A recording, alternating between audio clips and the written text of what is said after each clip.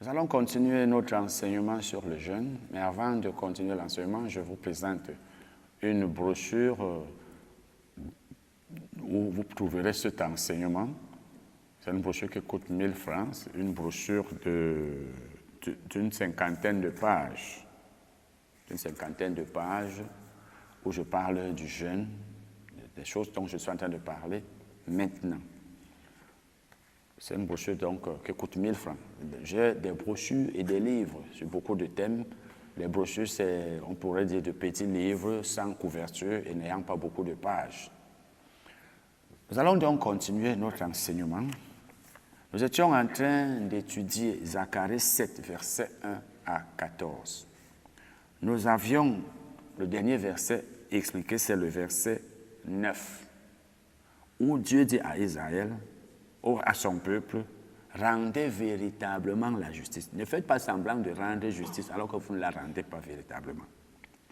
Et ayez de l'amour les uns pour les autres. Aimez-vous les uns les autres. Et en plus, ayez de la miséricorde. Ayez compassion des gens. N'ayez pas des cœurs durs. Donc, il ne suffit pas de jeûner, vous dites, vous êtes là, vous ne mangez pas et vous pensez que je vais vous exaucer alors que vous ne pratiquez pas la justice. Vous ne faites pas le bien que vous êtes censé faire. N'opprimez, c'est la suite, n'opprimez pas la veuve et l'orphelin. Ne les opprimez pas, ne les faites pas souffrir. Ayez compassion d'eux. Parce que c'est des personnes faibles. L'orphelin n'a pas de parents, il faut qu'on s'occupe de lui, qu'on l'aide. La veuve n'a pas de mari, il faut qu'on l'aide. Mais plutôt que de les aider, vous les opprimez. Même le pauvre, il dit l'orphelin, l'étranger, la veuve et l'orphelin, l'étranger et le pauvre. Et ne méditez pas l'un contre l'autre le mal dans vos cœurs. Donc, il suffit de méditer le mal dans votre cœur pour que vous soyez en train de pécher. Combien d'entre nous savent que la méditation d'une chose mauvaise est un péché? La Bible parle des pensées mauvaises. Nous connaissons beaucoup les pensées physiques. Quand quelqu'un a volé, il a tué, il a commis l'impudicité, il a pratiqué la sorcellerie, etc. Ça, on le connaît beaucoup. Mais est-ce que nous savons qu'il suffit que j'ai une mauvaise pensée pour que j'ai péché? Jésus, parlant des péchés, a commencé par les mauvaises pensées. Dans Marc 7, verset 21 et suivant, il dit, voici les choses qui souillent l'homme. Et ce par quoi il a commencé, c'était les mauvaises pensées, les pensées mauvaises. Donc l'homme qui a de mauvaises pensées pêche. Et ici donc, la Bible nous dit, en fait, Dieu disait à Israël, n'ayez pas de mauvaises pensées. Donc, ne méditez pas l'un contre l'autre le mal. Ne médite pas le mal contre ton frère. Il n'a pas dit ici, ne faites pas le mal. Bien sûr, même faire le mal, c'est un péché. Quand tu fais le mal à ton prochain, c'est un péché. Mais ici, c'est juste la méditation. Donc, tu peux méditer le mal contre quelqu'un, Dieu seul le saura, les gens ne le sauront pas, mais toi, tu as péché. Et après, tu vas jeûner. Mais ils refusaient d'être attentifs. Donc, Dieu était en train de leur dire ici que vous êtes en train de faire comme si vous ne connaissiez pas les paroles que Dieu avait adressées, leur avait adressées. Dieu leur avait adressé des paroles. Donc, mais maintenant, vous faites des choses que Dieu leur a demandé de ne pas faire. Et vous jeûnez. Mais ils refusaient d'être attentifs. Ils eurent l'épaule rebelle et ils endurcirent leurs oreilles pour ne pas entendre. Ils rendirent leur cou dur comme le diamant pour ne pas écouter la loi et les paroles que l'Éternel des armées leur adressait par son esprit, par les premiers prophètes. Ainsi, l'Éternel des armées s'enflamma d'une grande colère. Quand il appelait, ils n'ont pas écouté. Aussi n'ai-je pas écouté. Quand ils ont appelé, dit l'Éternel des armées. Vous voyez, Dieu est en train de leur dire ici, je leur ai demandé de faire telle chose, ils ne l'ont pas faite. Je leur ai interdit de faire telle autre, c'est ce qu'ils ont fait. Maintenant, ils viennent m'appeler, ils viennent jeûner. Et ils pensent que je vais les exaucer quand eux, ils me désobéissent. Je les ai dispersés parmi toutes les nations qu'ils ne connaissaient pas. Le pays a été dévasté derrière eux. Il n'y a plus eu ni allant ni venant. Et d'un pays de délices, ils ont fait un désert. Vous voyez donc qu'ils ont commencé à avoir des problèmes parce qu'ils n'ont pas écouté la voix de Dieu. Ils se sont mis à jeûner. Bon, je vais lire dans la version Semeur. Dois-je continuer à pleurer et à jeûner au 5e mois comme je le fais depuis tant d'années? Ça, c'est le verset 3. Et au verset, dans la version Louis II, il est écrit, je veux dire, faut-il que je pleure au 5e mois et que je fasse abstinence comme je l'ai fait tant d'années? Vous voyez donc ceci. Donc, Dieu a dit, vous n'avez pas besoin de faire tout cela. Voilà donc, ils sont allés en captivité, les Israélites, tout ça à cause de leur désobéissance. Donc, c'est pour vous montrer que, même dans l'Ancien Testament où les gens jeûnaient beaucoup, où Dieu leur demandait même de jeûner. Parce que nous, dans le Nouveau Testament, il ne nous a pas demandé de jeûner. Mais nous pouvons jeûner, sachant comment et pourquoi. Bien entendu, les gens ont jeûné dans le Nouveau Testament. Vous lisez par exemple, on va y arriver, vous lisez Acte 13. Vous allez voir que certains prophètes et enseignants de la parole, ils étaient à Antioche, ils ont jeûné. Bon, donc la Bible ne parle pas trop du jeûne dans le Nouveau Testament. Elle ne nous exhorte même pas à jeûner. Mais je veux dire que même dans l'Ancien Testament où la Bible demandait aux Juifs de jeûner, où Dieu leur demandait de jeûner, ils ne devaient pas jeûner n'importe comment. Il ne suffisait pas de jeûner pour être exaucé. Donc le jeûne ne pouvait pas amener Dieu à les exaucer, à leur donner ce qu'ils désiraient, à faire ce qu'ils voulaient, s'ils ne faisaient pas la volonté de Dieu. Et c'est là où souvent nous sommes dans l'erreur, parce que nous pensons que nous allons forcer Dieu, nous allons pousser Dieu à faire quelque chose qu'il n'est pas prêt à faire, parce que nous avons jeûné. Et nous sommes en train de lui désobéir. Vous savez, la vie chrétienne, c'est l'obéissance. Quand vous obéissez à Dieu, vous avez toutes les chances, si on peut appeler ça chance, toute la probabilité pour que Dieu vous exauce, pour que Dieu fasse ce que vous demandez, pour que Dieu vous donne ce que vous désirez, est très élevée, cette probabilité, parce que vous faites la volonté de Dieu. L'obéissance est très importante. Mais la Bible me demande de faire telle chose, je ne fais pas. Elle m'interdit de faire telle autre, c'est ce que je fais. Non, elle me demande de ne pas faire telle autre, c'est ce que je fais. Et après, je fais jeûner. Donc, l'obéissance est plus importante que tout le reste des choses. Ça veut dire, je prie, c'est bien, mais si je ne suis pas obéissant à Dieu, Dieu ne va pas m'exaucer. Nous allons maintenant lire une partie de ce que Dieu avait dit à Zacharie. Dieu était donc en train de leur dire, je vous ai appelé, vous n'avez pas répondu, je vous ai demandé de faire telle chose, vous ne m'avez pas écouté. C'est la raison pour laquelle, moi aussi, je ne vous ai pas écouté quand vous m'avez appelé. C'est la raison pour laquelle, quand vous avez jeûné, je ne vous ai pas exaucé. Donc votre jeûne ne servait à rien. Et nous devons tous savoir, frères et sœurs, que lorsque nous vivons dans le péché, lorsque nous n'obéissons pas à Dieu, lorsque nous ne faisons pas sa volonté, nous ne faisons pas ce qui lui est agréable, il ne nous sert à rien de passer le temps à beaucoup prier, à jeûner. Ça ne veut pas dire qu'on ne doit pas prier, mais il faut que nous changions notre comportement, que nous nous détournions de nos mauvaises voies, que nous nous repentions. Et la Bible nous dit dans le Proverbe que celui qui avoue ses transgressions, ses péchés, et qui les délaisse, obtient miséricorde. Donc si je vis dans un péché ou dans les péchés, je confesse cela à Dieu et j'abandonne, eh bien Dieu va m'écouter. Ils n'ont donc pas écouté Dieu, et Dieu lui non plus ne les a pas écoutés. Dieu le dit ici plutôt, nous avons vu tout à l'heure au verset 14, qu'il les a plutôt dispersés. Et comment les a-t-il dispersés? Il les a fait partir en captivité à Babylone. Et c'est pendant qu'ils étaient donc là-bas en captivité qu'ils ont jeûné. Ils se sont mis à jeûner pensant qu'il allait pousser Dieu à changer sa volonté. Mais il était déjà dans la volonté permissive de Dieu. Il était déjà en train de subir leur peine. C'est un peu comme nous péchons et Dieu nous punit. Et pendant que nous sommes punis, nous pensons que nous allons pousser Dieu à changer d'avis. Bien entendu, si on se repent. Mais il y a aussi une chose, c'est que Dieu avait déjà dit qu'il passerait 70 ans à Babylone. Dieu a donc décidé, puisque vous n'avez pas écouté ce que je vous ai dit, parce que Dieu a envoyé les prophètes leur parler plusieurs fois. Quelque part même, Jérémie leur dit, depuis, je crois 40 ans, il dit, depuis tel nombre d'années que je vous parle, vous n'écoutez pas. Dieu a donc dit, parce que quand la patience de Dieu atteint ses limites, il prend sa décision. Tout ce qu'on fait après ne sert plus à rien.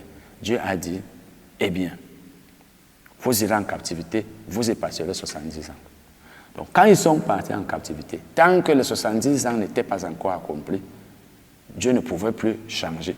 Et c'est pendant qu'ils étaient donc là-bas qu'ils se sont mis à jeûner, pensant que Dieu allait intervenir, mais Dieu n'est pas intervenu. Et nous allons donc lire maintenant ce que Dieu leur a dit au sujet du rétablissement de Jérusalem. Parce que Jérusalem devait être rétablie après qu'elle a été détruite.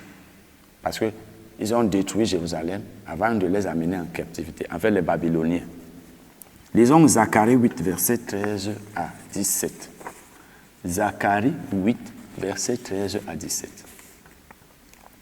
De même que vous avez été en malédiction parmi les nations, maison de Juda et maison d'Israël, de même je vous sauverai et vous serez en bénédiction.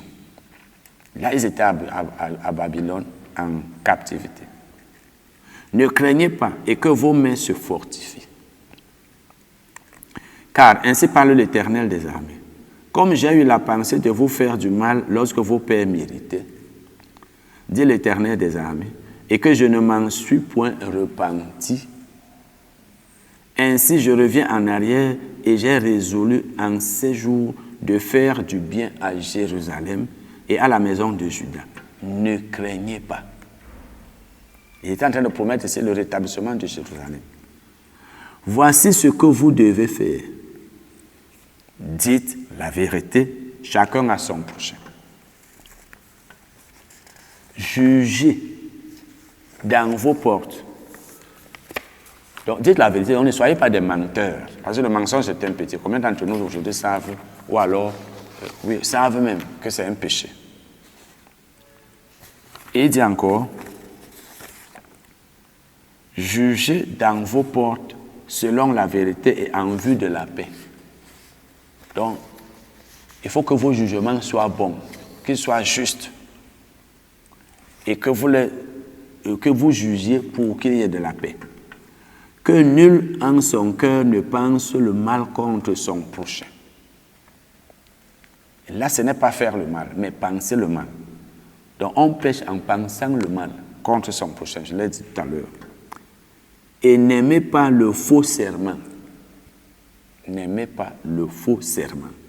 Car ce sont là toutes choses que je hais, dit l'Éternel. Vous voyez donc que Dieu haïssait le faux serment et il le hait encore aujourd'hui.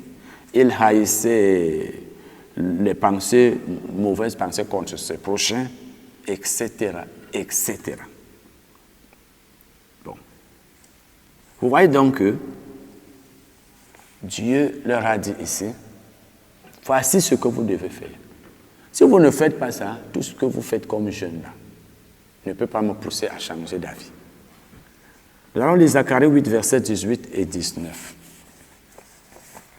Zacharie 8, versets 18 et 19. La parole de l'Éternel des armées me fait adresser en ces mots. Ainsi parle l'Éternel des armées. Le jeûne du 4e mois, le jeûne du 5e, le jeûne du 7e et le jeûne du 10e se changeront pour la nation de Juda en jour d'allégresse et de joie, en fête de réjouissance. Mais aimer la vérité et la paix. Aimer la vérité et la paix. Donc, il faut aimer la vérité. Combien d'entre nous aiment la vérité? Aimer la paix. N'aimez pas le mensonge. Et quand on n'aime pas le mensonge, on ne ment pas non plus. Donc, voilà ce que Dieu leur a dit ici. Nous allons maintenant commenter cela, parce que voilà ce que Dieu leur dit. Il dit, relisons, il dit, le jeûne du 5e jour, du 4e même d'abord, le jeûne du 5e, le jeûne du 7e, le jeûne du 10e se changeront pour la maison de Juda en jour d'allégresse. Ça veut dire que il y aura de l'allégresse. Après ce jeûne, il y aura de l'allégresse. Mais avant cela, il fallait qu'Israël fit la volonté de Dieu, qu'il se repentit. Donc vous voyez que dans tous ces cas-là, que nous avons vus dans ces différents passages de la Bible, de l'Ancien Testament, Dieu demandait à Israël de se repentir. Et quand la Bible demande, quand Dieu demande à quelqu'un de se repentir, ça veut dire qu'il a péché. Donc le péché était la cause de l'obstacle, ou du moins la cause de non-exaucement. Si Dieu n'exauçait pas Israël, parce que nous avons vu les différents cas du jeûne, les différents cas dans lesquels Israël jeûnait. Il jeûnait pour tel problème, Dieu n'exauçait pas. Il jeûnait pour que Dieu fît telle chose, Dieu ne le faisait pas. Tout ça parce qu'il y avait un péché à la base. Et quand il y a péché, la communion entre Dieu et nous n'est pas bonne. Et pour nous qui sommes enfants de Dieu aujourd'hui, il faut que nous sachions que nous sommes enfants de Dieu et nous le serons toujours tant que nous croirons en Jésus-Christ. Mais si je vis dans le péché, bien que je continue d'être enfant de Dieu, si je ne pratique pas la justice, si je fais ce que Dieu m'interdit, si je ne fais pas ce que... Parce qu'il n'y a pas que le péché qu'on commet par un acte, il y a aussi le péché par omission. Dieu veut que je fasse telle chose parce que c'est le bien. Moi, je ne le fais pas. C'est un péché. Lorsque je commets donc le péché ainsi, eh bien, je continue d'être enfant de Dieu, mais ma communion avec Dieu n'est pas bonne. Ma communion est même rompue. Parce que la relation reste là. Beaucoup de gens pensent que quand on pêche, on n'est plus enfant de Dieu. Il y en a même qui disent, bon, comme tu as péché, le Saint-Esprit est parti. Le Saint-Esprit ne fait pas des va-et-vient entre le cœur du chrétien, où il se trouve, et l'extérieur. Il sort parce que tu as péché, il revient. Je sais qu'il y en a qui vont me citer le psaume 32, quelque part, où David dit à Dieu, ne me retire pas ton Esprit Saint.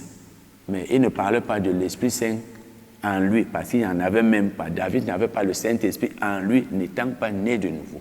Il avait le Saint-Esprit sur lui, parce qu'il était serviteur de Dieu de l'Ancien Testament. Par exemple, il était prophète, il était roi. Donc, l'onction sur lui, c'est ça que Dieu pouvait retirer. Mais lorsque je suis enfant de Dieu et je pêche, le Saint-Esprit continue de rester en moi, parce que je reste toujours enfant de Dieu. Je reste toujours enfant de Dieu. Donc la relation entre Dieu et moi reste là. Relation père-fils ou alors père-fille. Mais la communion est rompue. Comme une femme qui peut-être désobéit à son mari, un enfant qui désobéit à ses parents et qui ne reçoit pas de ces personnes à qui il désobéit les choses qu'il attend d'elle. Vous voyez donc que c'est le péché qui était à la base du non-exaucement. C'est à cause de la désobéissance du peuple, à cause de sa vie dans le péché, à cause de sa rébellion, que son jeûne ne servait à rien. Que lorsqu'il jeûnait, Dieu, je peux dire, fermait ses oreilles. Il faut que nous sachions que le jeûne, même dans l'Ancien Testament, où il était beaucoup recommandé, où on en parlait beaucoup. Vous allez voir, les Esther et autres, ils décrétaient le jeûne quand il fallait un changement, quand il fallait que Dieu intervienne dans tel domaine, qu'il fit telle ou telle chose, il jeûnait. Tout le peuple jeûnait. On disait jeûnons. Et le peuple jeûnait, mais comme nous allons le voir, et nous l'avons déjà vu en partie, le jeûne de l'Ancien Testament, c'était une façon de s'humilier, de s'abaisser devant Dieu, de faire pour que Dieu eût pitié de la personne. Donc, nous, on n'a pas besoin de jeûner pour que Dieu ait pitié de nous. Donc, en fait, ils faisaient comme des gens qui ne méritaient pas cela, qui ne méritaient même pas cela. Or, dans le Nouveau Testament, nous avons tout en Christ, nous sommes des enfants de Dieu. Si nous péchons, repentons-nous. Si nous faisons le mal, abandonnons-le, confessons ce péché. Nous n'avons pas besoin de jeûner, de pleurer, de déchirer les vêtements comme eux le faisaient, de nous verser la cendre dessus, etc., d'arracher la barbe, parce que c'est autant de choses qu'Israël faisait, que quand il arrache la barbe parce qu'il est dérangé, un autre, il jeûne, il se verse la cendre sur lui, l'autre déchire les vêtements, l'autre peut-être se couche par terre pour que Dieu ait pitié de lui. On n'a pas besoin de faire tout ça. Donc, le jeûne ne pousse pas Dieu à nous exaucer. Le jeûne n'est pas une condition de l'exaucement. Il y a des conditions quand nous prions. Il faut par exemple avoir la foi. Il faut connaître la volonté de Dieu même par rapport à ce qu'on demande. Il faut être patient. Il faut savoir prier. Il faut rappeler à Dieu sa promesse. Il y a beaucoup de conditions dans le Nouveau Testament que nous devons remplir pour être exaucés. Mais quant au jeûne, n'imitons pas les Israélites. C'était leur façon de vivre et Dieu les acceptait comme ça parce que c'était à leur temps. Ils n'étaient pas spirituels comme nous sommes aujourd'hui ou comme nous sommes censés l'être. Nous allons donc terminer là et continuer la prochaine fois. Et je vous rappelle encore que j'ai cette brochure intitulée « Comprendre le jeûne ». C'est une brochure qui coûte 1000 francs, une brochure d'une 50aine de pages. Amen.